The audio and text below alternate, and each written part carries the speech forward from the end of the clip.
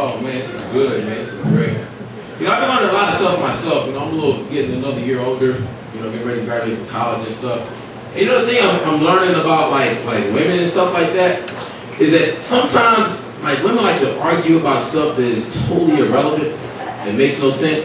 Like me and my girlfriend would argue all the time, like argue about stuff we didn't even have, like kids. We sit in the car on the way to work, argue about something we don't have. Well, I think you should raise little boys and little girls the exact same way. I don't think you should differentiate between the two. Like, baby, you know, in a perfect world, little boys and little girls will be raised the exact same way. But it isn't. So let's be honest with ourselves. There's some stuff you don't accept from your son, but you just ain't gonna accept from your daughter. Let's just be honest. I mean, let's be real. Like, for example, my son comes home and he's like, hey, Dad, I just had a threesome with 3 really hot chicks from the cheerleading team. You know what I'm saying? Great. Just like your dad. I'm joking. Now, if my daughter comes down and she's like, Daddy, I just had a threesome with 3 guys from the football team. Now, listen, I may not call her a dirty whore to her face, but in my mind, I'm thinking, you know, you have to be more and more like your mother every single day. Some guys are laughing. That was not funny. God, she ain't here, is she? Because I don't have one. So, that's cool. Yeah, also I had to stop buying CDs from the bootleg. Anybody like you ever go out to MARTA station and like that random guy comes up to you with the bag with the CDs and stuff, selling the bootleg CDs and stuff like that? That happens to me all the time. You know, I had to stop, because I usually buy bootleg material, but I had to stop doing it because I got hustled one day. This guy came up to me and was like, hey, got the new 50 Cent. I was like, really? I said, yeah, just came out. Like, it hadn't actually come out yet though. He's like, I gave it to you for 10.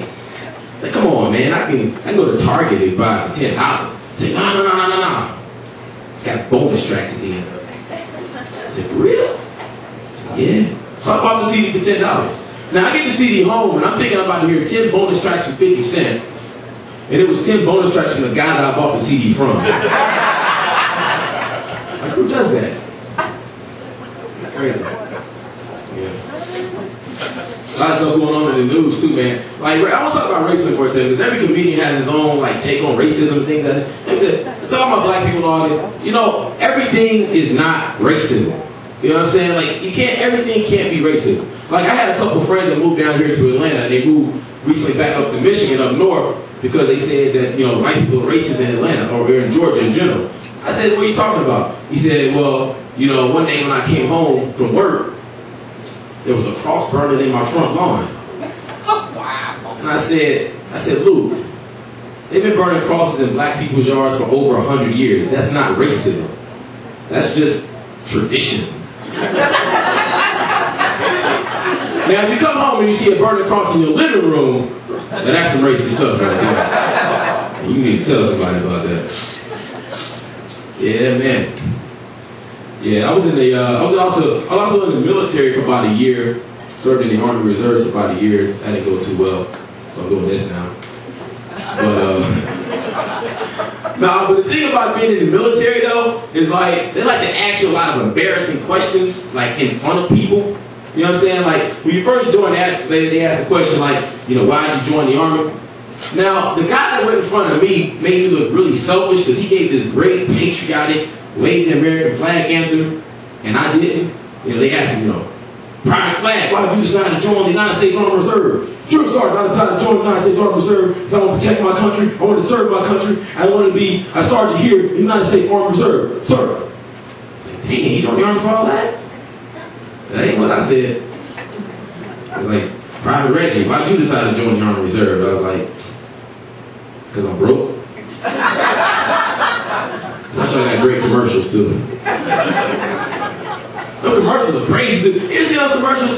Those commercials are crazy. You know why? Because they never actually give you the right commercial. You know what I'm saying? Like the commercials start off all like intense and some guy flying out of a helicopter and stuff. You don't do that in the reserves. Have you seen the commercials?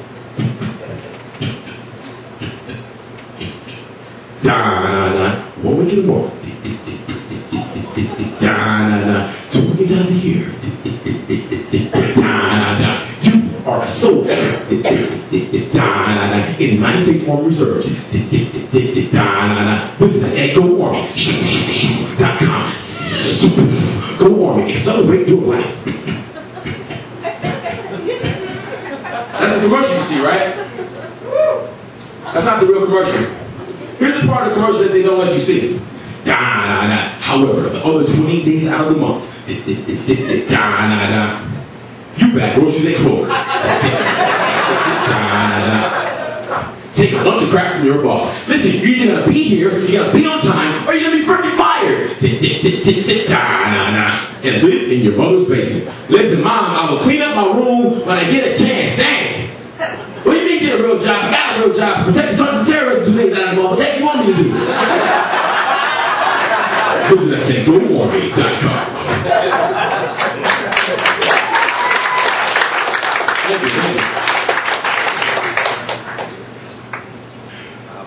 Yeah, I'll tell you a little bit about my family too while I'm up here. Anybody have like relatives that want to be in like the music business and stuff? Like everybody raps nowadays in my family. You don't want to tell them that they suck, but they really do. I mean, suck for telling jokes about it. I mean, I'm just saying, you know. Like I have this cousin named like Ron, right? And he wants to be a rapper. And the thing about his rap though is like he'll start off in one direction of his rap, right? You think you know where it's going. You think you know where it's going. But by the end of the rap, you will be lost. I guarantee you the face you're gonna make after I get you perform an excerpt from one of his latest poems, you're gonna be lost. I guarantee you. Cameron Timmy's like, yo, Red, check this out, dog. Got this new rap that I just wrote. It's gonna be on the radio soon. Alright, let me get rid of it. Check it out. I wake up for 4 to crack up dawn and kill 4 people before morning. They call me MC Nightmare because I blow your brains out in front of your church and leave it right there. I'll chop your head off and mail it to your mom. They call me MC Hiroshima. I've been dropping bombs. I'm watching people bleed as I'm smoking weed because it gives me the energy that I need. They label me the Black Demon. I heard the people in this thing because I can't stand to hear them screaming. I know it seems odd. This is not a facade. Yo, killing people keeps my fame hard. But that's okay because through all this pain and strife, Jesus Christ is number 1 in my life.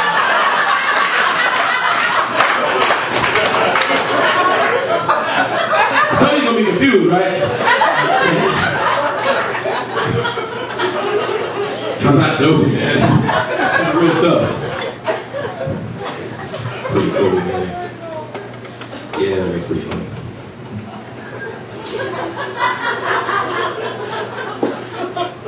You know, I'm actually kind of glad too. You know, I was reflecting the other day, and I'm actually glad that the whole Michael Jackson thing is over with. You know, I'm just glad, man, because you know I like Michael. You know what I'm saying? You get a lot of comedians make a lot of bad jokes about him and stuff like that. But I actually respect the guy. And you know, the thing that I respected most about Michael Jackson was he had the coolest backup dancers ever.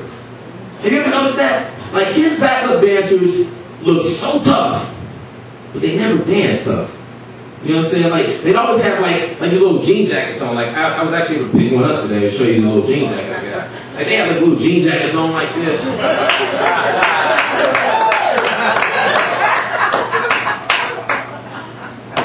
And they'd all be like, you know, all cool in the gang and stuff. So I don't know, I'm gonna show you a little bit what I'm talking. Remember, looks tough, acts tough. You just don't dance that tough. Hold on one second.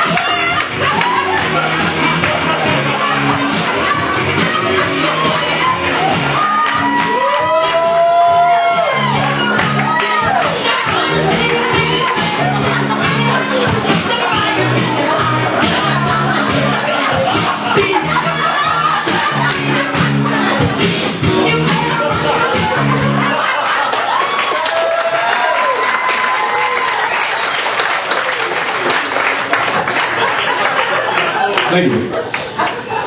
Now, hear a funny thing about that bit I just did? I actually was practicing that in my living room, and my roommate came home. Didn't go too well. You guys ready for your next comedian?